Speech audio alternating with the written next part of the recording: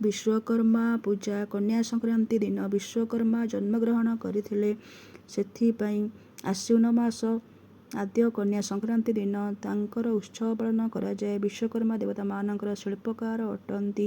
ବ୍ରହ୍ମା ତାଙ୍କର କାରୁକାର୍ଯ୍ୟ ଦେଖ ବର ପ୍ରଦାନ କରିଥିଲେ। ବିଶ୍ୱ ବ୍ରହ୍ମାଣ୍ଡରେ ଥିବା ଶିଳ୍ପାଞ୍ଚଳ କଳକାରଖାନାମାନଙ୍କରେ ମାନବମାନେ ତୋତୀୟ ଦେବତା ରୂପେ ପୂଜା କରିବେ। ତେଣୁ ବ୍ରହ୍ମାଙ୍କର ଅଂଶ ଥିବାରୁ ବିଶ୍ୱକର୍ମା ପୂଜିତ।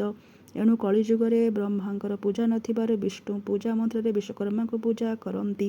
ପୂର୍ବପରି ଦେବତାମାନଙ୍କୁ ନିମନ୍ତ୍ରଣ କରି ବିଷ୍ଣୁମୂଳ ମନ୍ତ୍ରରେ ପୂଜା କରାଯାଏ। ବିଶ୍ୱକର୍ମା ମୂର୍ତ୍ତି ପ୍ରତିଷ୍ଠା ଓ ଘଟ ସ୍ଥାପନ ପୂର୍ବପରି କରାଯାଏ।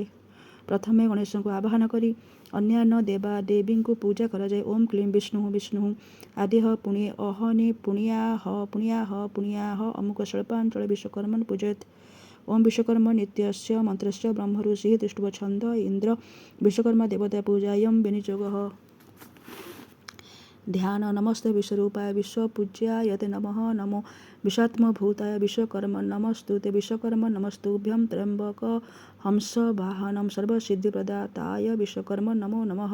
ଓಂ ବିଶ୍ୱକର୍ମନ୍ ହବିଷା ବର୍ଧନେନ ତ୍ରାତାରମିନ୍ଦ୍ର ମକୃଣରବଧ୍ୟଂ ତସ୍मै ବିଷଃ ସମନମन्ति ପୂର୍ବିର ୟමුଗ୍ର ଦିବ୍ୟା ଯଥା ସଦୌପପାମ गृहीतो अमीन्द्रया त्वा विश्वकर्मणे एषा ते इन्द्राय त्व विश्वकर्मणो ओ विश्वकर्म नत्रागच्छैः तिष्ठत्राधिष्ठान कुरु मत्कृतां ପୂଜା ଗୃହାଣ ଇତ୍ୟାଦି ନାନା ଦ୍ରବ୍ୟରେ ପୂଜା କରାଯାଏ। ତେଣୁ ଗୃହମାନଙ୍କରେ ଓ ଶିଳ୍ପାନୁଷ୍ଠାନରେ ବିଶ୍ୱକର୍ମାଙ୍କୁ ବହୁତ ପୂଜା କରାଯାଏ। କିନ୍ତୁ ବିଶ୍ୱକର୍ମାଙ୍କୁ ବର୍ଷକରେ ଥରେ ପୂଜା ନ କଲେ ଗୋତ୍ର ଶୁଭ ହୁଏନା।